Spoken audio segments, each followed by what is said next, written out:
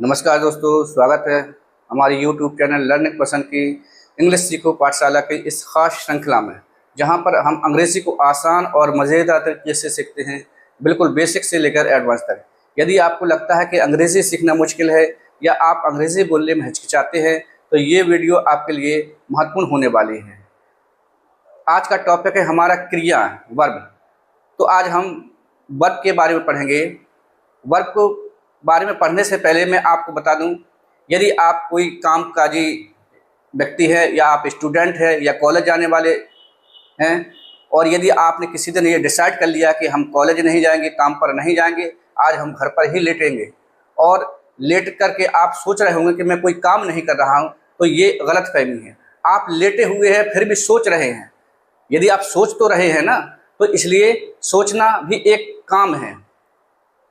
तो ज़रूरी नहीं है कि कोई काम जब एक्शन ना हो तभी हो। आप लेटे हुए सोच रहे हैं तो भी काम कर रहे हैं, आप सांस ले रहे हैं, ब्रीथ कर रहे हैं, तो वो भी कार्य हो रहा है। तो किसी न किसी रूप में आप क्रिया या वर्ब का कार्य करते हैं। तो चलिए, आज का टॉपिक है वर्ब को पढ़ते हैं। आज का डे है 33 डे है वर्ब, VERB, वर्ब क्रिया। तो आज हम जानेंगे क्रिया क्या है। दोस्तों, डेफिनेशन पहले है, हमने बचपन में डेफिनेशन पढ़ी है, आपने पढ़ी होगी। एक्शन वर्ब या action word are called verb. जो एक्शन वर्ड होते हैं उन्हीं को हम क्रिया कहते हैं। लेकिन केवल एक्शन वर्ड से ही क्रिया का बोध नहीं होता है, इसके अलावा भी होता है। तो आज की डेफिनेशन है, a verb is a word that tells us what a subject does or is। इसका मतलब ये होता है कि क्रिया एक वह शब्द है जो हमको किसी सब्जेक्ट के बारे में बताता है, जो हमको बताता है कि सब्जेक्ट डज की कर्ता क्या करता है या करता क्या है। कोई वाक्य होता है तो क्रिया ये बताती है कि कर्ता क्या कर रहा है, अर्थात उस वाक्य में जो सब्जेक्ट होता है वो क्या कार्य कर रहा है, या कार्य नहीं कर रहा है तो भी उसमें कोई ना कोई वर्ब होती है, या वो करता है तो क्या है, किस स्टेट में है। तो इसलिए a verb is a word, क्रिया वह शब्द है जो कर्ता क्या करता है इसके बारे में बताता है, या वह करता है क्या। या दूसरी आपने डेफिनेशन है, A verb is a word that shows action और state। या तो किसी भी वाक्य में कर्ता कोई एक्शन कर रहा होगा, क्रिया कर रहा होगा, कोई कार्य कर रहा, किसी भी प्रकार का कार्य कर रहा होगा, या कोई उसमें किसी वाक्य में कार्य नहीं हो रहा है तो उस कर्ता के बारे में, अवस्था के बारे में बताता है, तो उसी को हम क्रिया कहते हैं, वर्ब कहते हैं। हाँ, the verb is a king of English.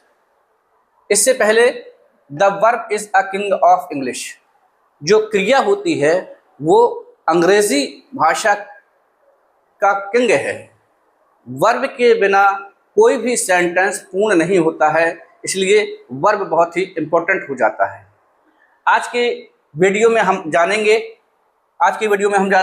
What is a verb, verb क्या है, वर्ब किसे कहते हैं, टाइप्स ऑफ वर्ब, क्रियाओं के प्रकार क्या है, क्रियाओं के क्या प्रकार हैं, मेन वर्ब और लेक्सिकल वर्ब। मेन वर्ब किसे कहते हैं या लेक्सिबल वर्ब कहते हैं, लेक्सिकल वर्ब किसे कहते हैं, हेल्पिंग वर्ब या ऑक्सिलरी वर्ब, हेल्पिंग वर्ब या ऑक्सिलरी वर्ब किसे कहते हैं, रेगुलर वर्ब, इरेगुलर वर्ब, नियमित क्रिया क्या है या अनियमित क्रिया क्या है, वर्ब फॉर्म्स, क्रिया के क्या क्या रूप होते हैं, स्टेटिव वर्ब, स्टेटिव वर्ब क्या होती है, लिंकिंग वर्ब या कॉपुलर वर्ब, लिंकिंग वर्ब क्या होती है, कॉपुलर वर्ब क्या होती हैं। आज की वीडियो में ये सब जानेंगे हम। आप वीडियो को आगे बढ़ाइए नहीं, पूरा वीडियो आप देखेंगे तभी आपको कंसेप्ट समझ में आएगा। सबसे पहले मैं बता दूं, the verb is the king of English. अंग्रेजी का क्रिया अंग्रेजी की बादशाह है, क्रिया अंग्रेजी का राजा है। कोई भी सेंटेंस क्रिया के बिना नहीं बनता है। जैसे छोटे से छोटा वाक्य हो, आओ, तो अंग्रेजी में बोलेंगे कम। इससे छोटा वाक्य नहीं है। और बिना क्रिया के कोई भी सेंटेंस नहीं होता है। जाओ, गो, ये एक वाक्य, एक शब्द का ही वाक्य है, लेकिन क्रिया के बिना ये वाक्य नहीं बनता है। तो इससे ये आपको पता चल रहा होगा कि अंग्रेजी का क्यों कहा जाता है वर्ब को, क्योंकि कोई भी सेंटेंस अंग्रेजी में या हिंदी में भी कोई भी सेंटेंस बिना वर्ब के पूर्ण नहीं होता है। तो इसलिए वर्ब क्या है आपने जाना। आज हम वर्ब के टाइप्स, अभी आपने जाना व्हाट इज वर्ब। वर्ब क्या है? किसी कर्ता के बारे में, वो कर्ता क्या कर रहा है किसी वाक्य में, या कर्ता किस अवस्था में है, किस काल में है, इसके बारे में बताता है, तो उसको वर्ब कहते हैं। ऐसे शब्द जो किसी कर्ता, किसी वाक्य में कर्ता क्या कर रहा है या कर्ता के द्वारा कोई क्या कार्य हो रहा है, उसी को हम कर्ता कहते हैं, वर्ब कहते हैं। अब टाइप्स ऑफ वर्ब, क्रिया के प्रकार। तो सबसे पहले हम जानेंगे ए टाइप। क्रिया के कई प्रकार होते हैं, क्रिया को कई तरीके से बांटा गया है, अलग अलग भागों में बांटा गया है। तो सबसे पहला टाइप है हमारा बाय स्ट्रक्चर बेस, रचना के आधार पर क्रिया क्या है। तो देख रहे होंगे वर्ब पहला है बाय स्ट्रक्चर बेस, यानी रचना के आधार पर वर्ब को कितने भागों में बांटा है। तो देखते हैं वर्ब को कितने भागों में बांटा है। हेल्पिंग वर्ब और ऑक्सिलरी वर्ब। हेल्पिंग वर्ब को हिंदी में कहते हैं सहायक क्रिया।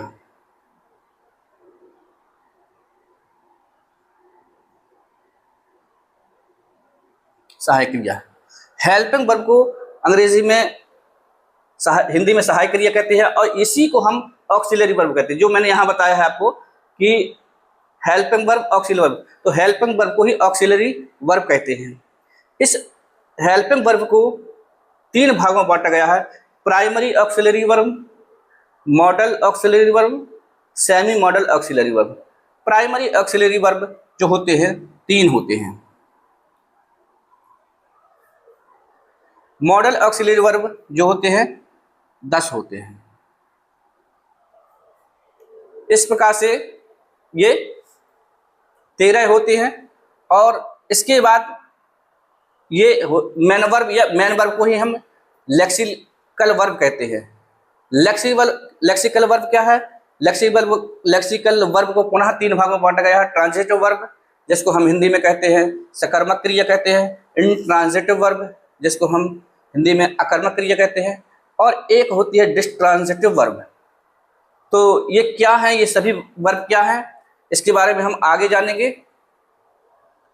तो सबसे पहले प्रकार ये है, आप इसको नोट कर लीजिए, स्क्रीनशॉट ले लीजिए, ताकि मैं अगला प्रकार बताऊं। तो सबसे पहले हम इस वीडियो में वर्ब के जितने प्रकार होते हैं, वर्ब को किस किस आधार पर अलग अलग भागों में बांटा गया है, उन सभी प्रकारों को हम आपको बताएंगे।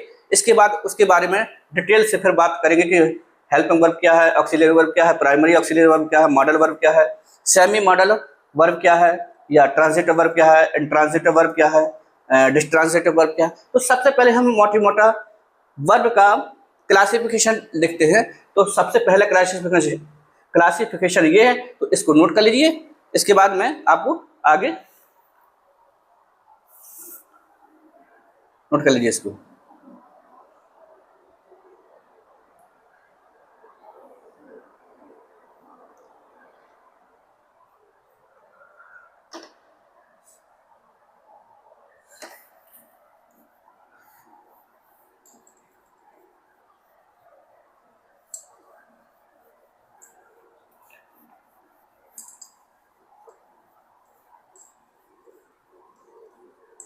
तो इस प्रकार से ये एक क्रिया का वर्गीकरण था, क्लासिफिकेशन था। सबसे पहले हम धीरे धीरे सभी क्रियाओं के क्लासिफिकेशन पढ़ेंगे। इसके आधार पर एक एक करके जानेंगे, डिटेल से जानेंगे। पहले उसका मोटा हम लोग एक क्लासिफिकेशन पढ़ ले रहे हैं कि वर्ब को किस किस आधार पर कितना भागों में बांटा गया है।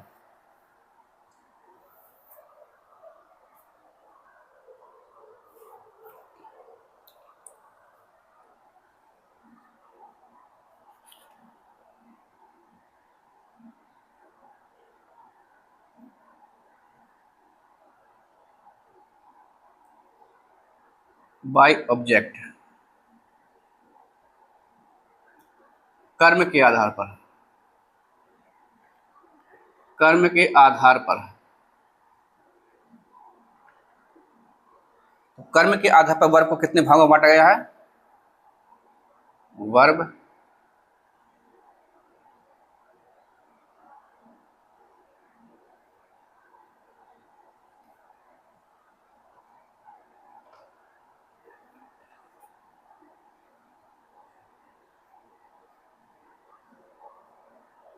ट्रांजिटिव वर्ब, जिसको हिंदी में कहते हैं सकर्मक क्रिया,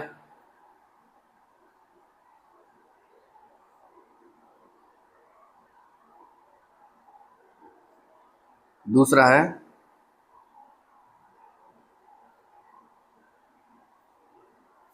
इंट्रांजिटिव वर्ब,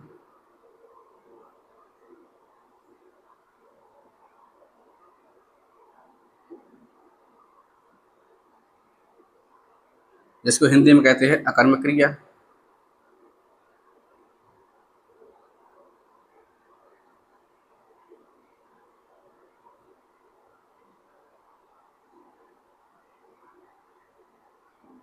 तीसरा है डिस्ट्रांजिटिव वर्ब,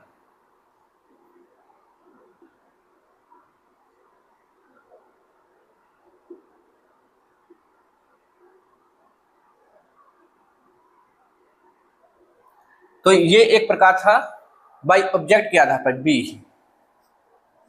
बाय ऑब्जेक्ट के आधार पर तीन भागों में बांटा गया है, ट्रांजिटिव वर्ब, इंट्रांजिटिव वर्ब और डिस्ट्रांजिटिव वर्ब। इसी प्रकार से एक तीसरा क्लासिफिकेशन भी है, तो उसको भी लिखिए, बाय रेगुलेटिंग, रेगुलरिटी, नियम के आधार पर। ये नियम के आधार पर क्रिया कितने प्रकार की होती है? नियम के आधार पर।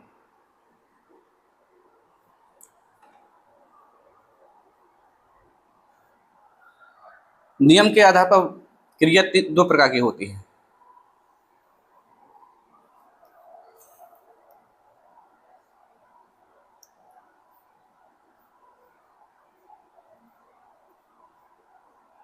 रेगुलर वर्ब, इसको हिंदी में कहते हैं नियमित क्रिया,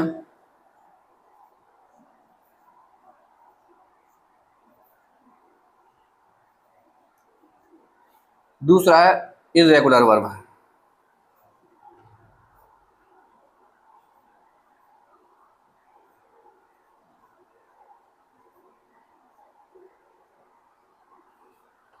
इसको कहते हैं हिंदी में अनियमित क्रिया।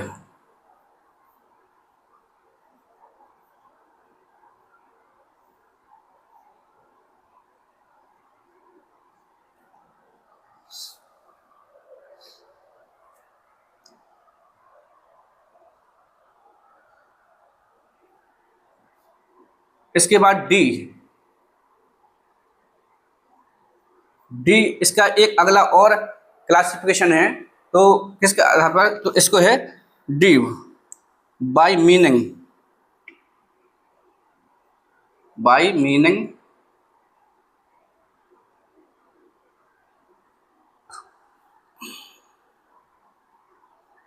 या फंक्शन के आधार पर,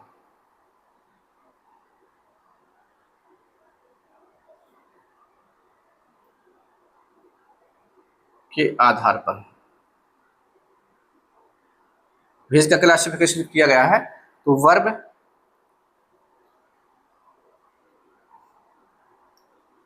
इसमें वर्ब को तीन भागों में बांटा गया है, action word, action verb, action verb या इसी को कहते हैं हम डायनेमिक वर्ब।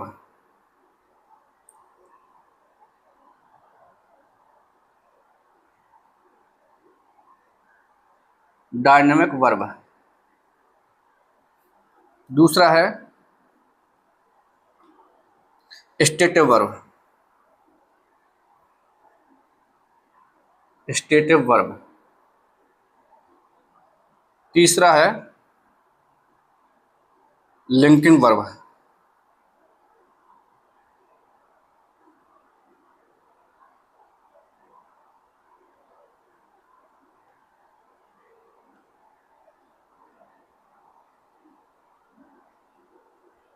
या इसी को कहते हैं कॉपुलर वर्ब भी कहते हैं इसको,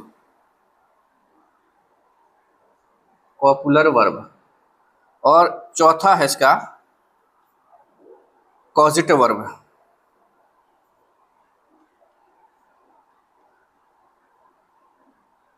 कॉजिटिव वर्ब। तो इस प्रकार से बी के आधार पर देखा आपने, बाय ऑब्जेक्ट कर्म के आधार पर, तो कर्म के आधार पर 3 प्रकार में बांटा गया वर्ब को। ट्रांजिटिव वर्ब जिसको हिंदी में सकर्मक क्रिया कहते हैं, इंट्रांजिटिव वर्ब अकर्मक क्रिया कहते हैं, डिस्ट्रांजिटिव वर्ब। इसी प्रकार से रेगुलरिटी, बाय रेगुलरिटी नियम के आधार पर कितने प्रकार की क्रियाएं होती है, तो नियम के आधार पर 2 प्रकार की क्रियाएं होती हैं, रेगुलर वर्ब और इरेगुलर वर्ब। इसी प्रकार से बाय मीनिंग या फंक्शन, यानी अर्थ या कार्य के आधार पर वर्ब को कितने भागों में बांटा गया है, तो कार्य या अर्थ के आधार पर वर्ब को 4 भागों में बांटा गया है। एक्शन वर्ब या डायनेमिक वर्ब कहते हैं इसी को, स्टेटिव वर्ब कहते हैं, और लिंकिंग वर्ब या कॉपुलर वर्ब भी कहते हैं इसको, कॉजिटिव वर्ब। ये वर्ब क्या है, आप वीडियो में बने रहिएगा, पूरा एक एक करके आपको बताया जाएगा। एक और प्रकार है, तो इसको पहले नोट कर लीजिए या स्क्रीनशॉट ले लीजिए, ताकि मैं अगला क्लासिफिकेशन आपको बताऊं।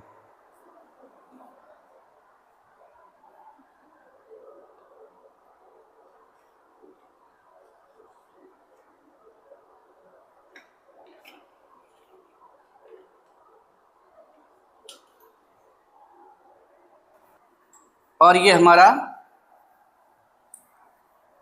5वां और आखिरी क्लासिफिकेशन है। इसको लिखने के बाद हम एक एक करके सबको पढ़ेंगे।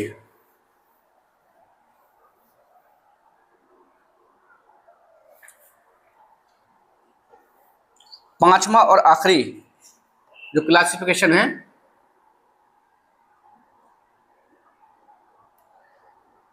स्पेशल वर्ब टाइप, इसको बोलते हैं स्पेशल वर्ब टाइप।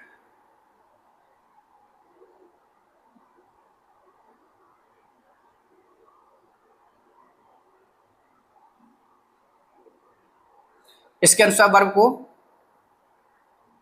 कितने भागों में बांटा गया देखिए।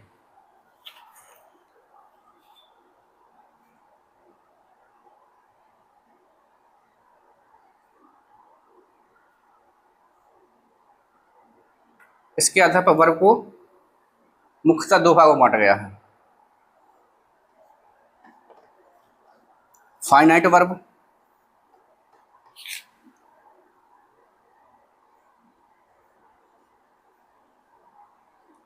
फाइनाइट वर्ब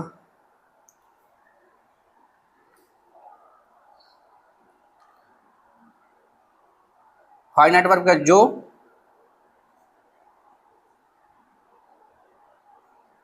टेंस और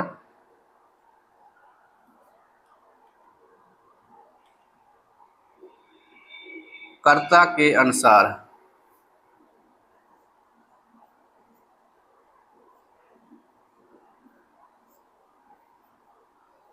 अपना रूप बदलती है, अपना रूप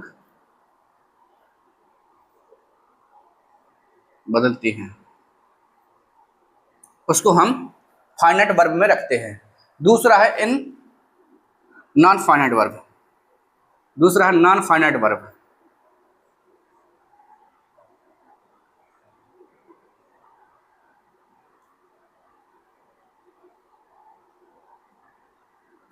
और ये नॉन फाइनाइट वर्ब क्या है, जो कर्ता और टेंस के आधार पर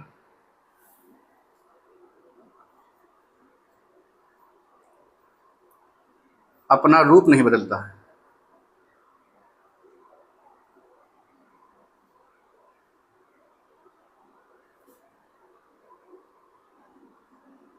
अपना रूप नहीं बदलते हैं। और ये जो नॉन फाइनाइट वर्ब है इसको पुनः 3 भागों में बांटा गया है। ये नॉन फाइनाइट वर्ब जो होगी ये 3 रूप में मिलेगी आपको।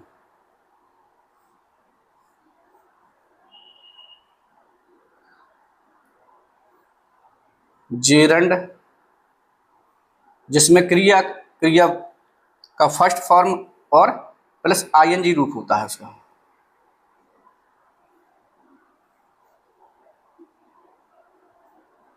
दूसरा है इन्फिनेटिव वर्ब,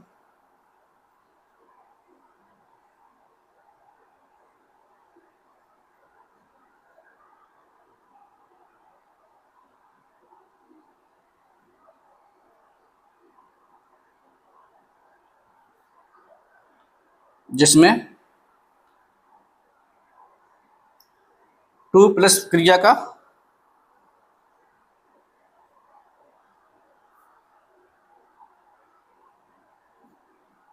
फर्स्ट रूप आता है। तीसरा जो है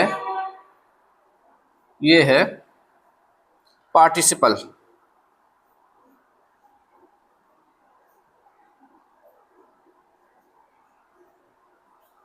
जिसमें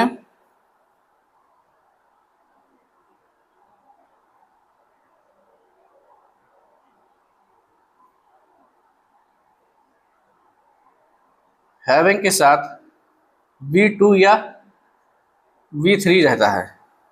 तो इस प्रकार से ये 5 प्रकार थे, मैंने आपको बताया। तो ये स्पेशल प्रकार का जो टाइप है ये 2 भागों में बांटा गया है, फाइनाइट वर्ब और नॉन फाइनाइट। फाइनाइट वर्ब में ऐसे है जो टेंस और कर्ता के अनुसार जो अपना रूप नहीं बदलते हैं उसको हम फाइनाइट वर्ब में रखते हैं। इसको अभी हम डिटेल से बताएंगे, बने रहिए हमारे वीडियो पर। और नॉन फाइनाइट वर्ब जो अपने सेंटेंस में कर्ता या टेंस के अनुसार अपना रूप नहीं बदलते हैं उसको हम नॉन फाइनाइट वर्ब में रखते हैं। ये नॉन फाइनाइट वर्ब को पुनः 3 भागों में बांटा गया है, जेरंड, इन्फिनेटिव और पार्टिसिपल, ये 3 रूप थे। तो इस प्रकार से ये जो वर्ब है और वर्ब का क्लासिफिकेशन इस स्लाइड में आपने पढ़ा। अगली वीडियो में इसके बारे में पढ़ेंगे, एक एक करके डिटेल से पढ़ेंगे।